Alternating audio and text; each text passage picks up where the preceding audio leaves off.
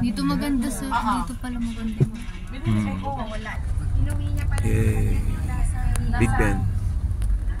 Nasa bagahe ko pa. Walang cheese na dito. Big Ben. Kinuha niya yung kanya. Sabi mo, hindi ilagay pa. Gab, tingin ako, Gab.